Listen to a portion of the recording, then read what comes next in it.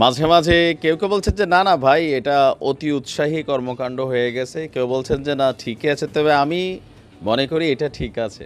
কেন ঠিক আছে বলি? মাঝে, মাঝে হয় কি যে ধরেন আপনি আমার একটা গালি দিলেন। তো আজকের যে জমানাটা আসছে গালিটা হজম করলে দুর্বল মনে করে। মনে করে নতুন মানে এরপর একটার পর একটা আপনার দিকে আসতেই থাকবে। একটা জমানা ছিল যে ভদ্রতার জবাবটা মানে অভদ্রতার জবাবটা ভদ্রতা দিয়ে দেওয়া হইতো। এখন মাঝে, মাঝে সেম টু সেম খেলা লাগে।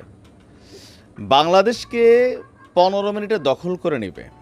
ইভেন বাংলাদেশের বর্ডারটা খুলে দিলে অনেক কিছুই করবে। ভারতের বিভিন্ন রাজ্য থেকে এই ধরনের আহ্বান আসছে।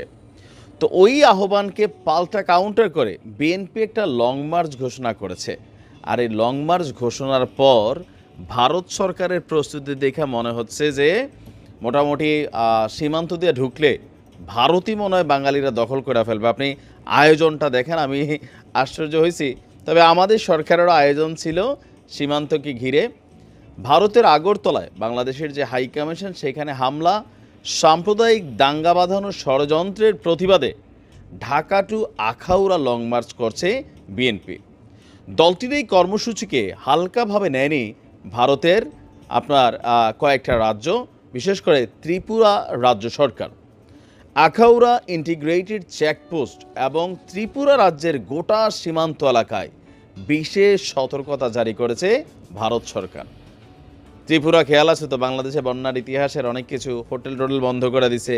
ইভেন এই ত্রিপুরাতে বাংলাদেশি পর্যটকদেরকে সেখানে মারধরও করা হয়েছে। জানা গেছে সকাল থেকেই রাজধানী আগরতলার পার্শ্ববর্তী আখাউড়া ইন্টিগ্রেটেড চেকপোস্টে ভারতীয় নিরাপত্তা বাহিনীর তৎপরতা ছিল লক্ষণীয়। তা আমার ধারণা আমাদের ব্রাউনবাড়িয়া, আখাউড়া, এই যে নবীনগর এলাকাগুলোর যারা সন্তানরা আছে, টেডা বল্লম এক একটা নিয়া হয়তোবা সীমান্তর ব্যাপারে ফেক্কা ফেলতে পারে, এরকম একটা টেনশন মনে ছিল নাকি। আখাউড়ার তারা বলতেছিল যে আসেন আসেন ভাই, আগে শুধু আমরা এই দিক দিয়ে যাই, তারপরে দেখেন খেলাটা। আচ্ছা, তো আমরা দেখি এখানে কি কি ছিল। পশ্চিম জেলার পুলিশ সুপারকে চেকপোস্টের বাইরে দাঁড়িয়ে নিরাপত্তার বিষয়টি পর্যবেক্ষণ করতে দেখা গেছে। আখাউড়া সীমান্তে বিএসএফের পাশাপাশি ভারতীয় টিএসআর বাহিনী এবং পুলিশ সদস্য মোতায়েন করা হয়েছে। আপনার এছাড়া বিপুল পরিমাণে মজুত করা হয়েছে রায়ট কন্ট্রোল ভ্যান, জলকামান, টিয়ার শেল গ্যাস। এ বিষয়ে পশ্চিম জেলার police super doctor Kiran Kumar বলছেন, উত্তেজনাকর পরিস্থিতির কথা চিন্তা করে গত এক সপ্তাহ ধরে আখাউড়া সহ রাজ্যের সীমান্ত এলাকায় বিএসএফের সংখ্যা যা মোতায়েন করা হয়েছিল গতকাল এটা ছিল এর থেকে দ্বিগুণ, এবং পুলিশ বাহিনীও টহল দিচ্ছে। গোয়েন্দা বাহিনীকে বিশেষভাবে সতর্ক করা হয়েছে। যে কোনো ধরনের উত্তেজনাকর পরিস্থিতি সামাল দিতে নিরাপত্তা সংশ্লিষ্ট সব বাহিনী প্রস্তুত রয়েছে। এছাড়াও কেন্দ্রের সাথে নিয়মিত তারা যোগাযোগ রাখছে। আর আমাদের বাংলাদেশের প্রস্তুতিটা কি?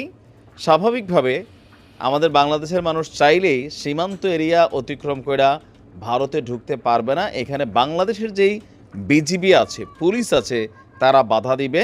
তো আমাদের দেশে আমরা দেখছি আমাদের বিজিবির সেখানে এই সীমান্ত পয়েন্টগুলোতে মানে সেনা সংখ্যা একটু বাড়ানো হয়েছে, মোতায়েন করা হয়েছে। ইভেন পাশাপাশি পুলিশেরও একটা ভূমিকা ছিল যেন যে কোনো অপ্রীতিকর ঘটনা না ঘটতে পারে। যেমন ভারত যখন বাংলাদেশে ঢোকার চেষ্টা করছে সেখানের শত শত মানুষ, তো তাদের বিএসএফ তাদের পুলিশ কিন্তু সেখানে লাঠিচার্জ করছে। তো সেম টু সেম বাংলাদেশ থেকেও ঢুকতে গেলে কিন্তু আমাদের বিজিবি বাধা দিবে। সীমান্তের কাছাকাছি সেখানে আপনি প্রতিবাদ করতে পারবেন, মাইকে কথা বলতে পারবেন, কিন্তু ভারতে ঢুকার সুযোগ নাই। তো এই টোটাল পরিস্থিতি দেখা আমাদের নিয়ে ভারতের তারা যখন কথা বলে আমাদের মনে হয় যে সরকার এটার একটা মশা মাছির মতন কথাটা মনে করে, এতটা হালকা নেয়।